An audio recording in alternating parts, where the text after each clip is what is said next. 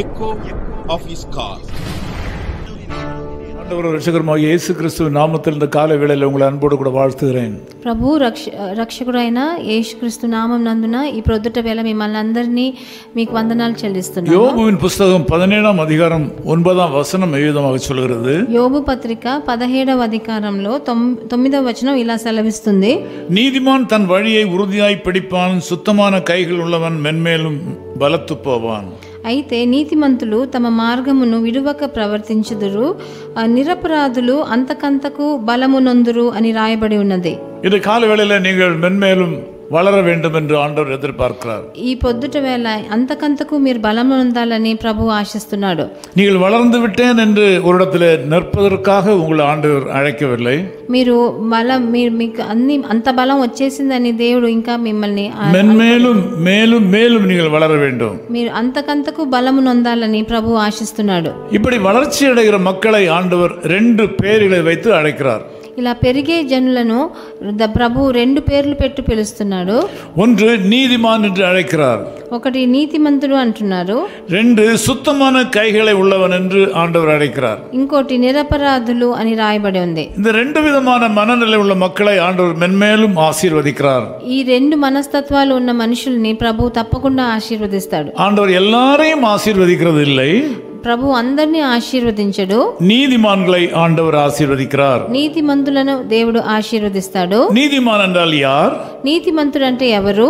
தன் வழியை உறுதியாய் பிடிப்பவன், తన మార్గాన్ని గట్టిగా పట్టుకుని ఉన్నవాడు, தன்னுடைய மனதின் தீர்மானங்களை உறுதியாய் பற்றிக் கொள்கிறவன், తన మార్గమును విడవక ప్రవర్తించేవాడు, தன்னுடைய அழைப்பிலே உறுதியாய் நிற்கிறவன், తనకి ఇచ్చిన తన ఎందుకు పిలువబడ్డాడో దాని ఆ మార్గాన్ని శ్రద్ధగా పట్టుకొని ఉన్నవాడు, தன்னுடைய லட்சியத்திலிருந்து வழுகாதவன், ఆయన ఏ లక్ష్యంతో ఉన్నాడో ఆ లక్ష్యం నుంచి వెనక్కి తిరగనివాడు, தேவன் பேரில் அசைக்க முடியாத நம்பிக்கை உடையவன், ప్రభు మీద అసలు కదిలింపలేనంత నమ్మకం పెట్టుకున్నవాడు, தன் வழியிலே உறுதியாய் நிற்பவன், తన మార్గమున విడువక ప్రవర్తించేవాడు. காற்று அடிக்கலாம், గాలి వీచవచ్చు, பூமி அதிர்ச்சி அடையலாம், భూమి కూడా కొంచెం తత్తరిల్లవచ్చు, சூழ்நிலைகள் மாறலாம், పరిస్థితులన్నీ మారవచ్చు. ஆனால் இவன் மாற மாட்டான். ఆయన గాని నీతిమంతుడు మారడు. அவனை ஆண்டவர் மென்மேலும் ஆசீர்வதிப்பார். అలాంటి మనిషిని దేవుడు ఆశీర్వదిస్తాడు. நீங்களும் இந்த காலவேளையில் ஆண்டவர் உங்களுக்கு கொடுத்த அழைப்பிலே உறுதியாக இருக்க முடியுமா?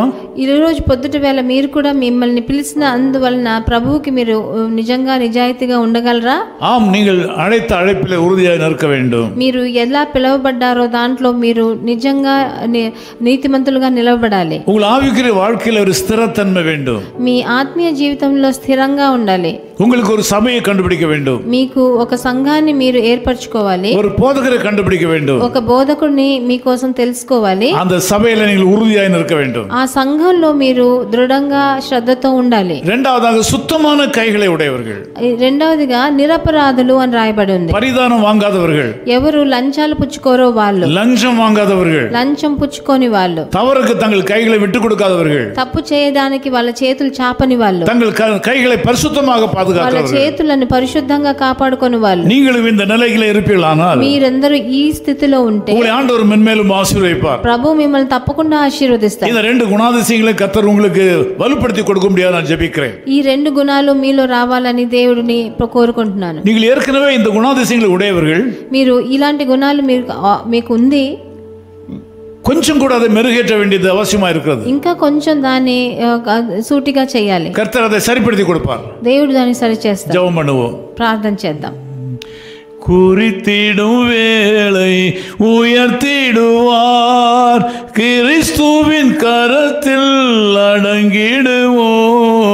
தாழ்வில் நம்மை நினைத்தவரை வாழ்வினில் துதித்திடவாய் திறப்போம். தேவ ஆசீர்வாதம் பெருகிடுதே.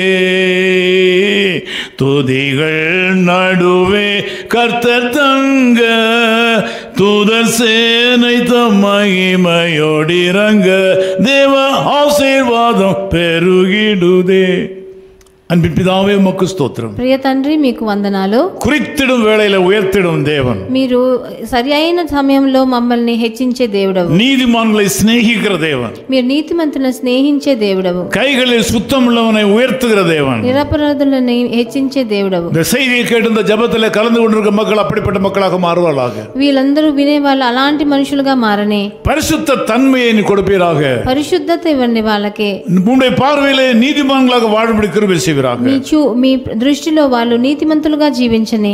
கையின் பிரயாசங்களிலே மென்மேலும் வளருவார்களாக. వాళ్ళ చేతి కష్టార్జితనాన్ని ఆశీర్వదించండి. இந்த நாளில் ஒரு விசேஷ வளர்ச்சியை நீ கட்டளையிடும். ఈ ప్రొద్దుట వేళ వాళ్ళకు ఒక పెద్ద బలము నందుగా చేయండి. இந்த நாள் மக்களுக்கு மிகுந்த நன்மையை கொண்டு வருவதாக. ఈ రోజు వాళ్ళకి మంచి కృపలను ఇవ్వండి. యేసుక్రీస్తుவின் நாமத்தில் ஜெபிக்கிறோம் பிதாவே. ప్రభు యేసుక్రీస్తు నామం నందున తండ్రి. ఆమేన్. His call ministries 10 Muhammad Abdullah 2nd Street, opposite International Cricket Stadium, Chepauk, Chennai 600005, India.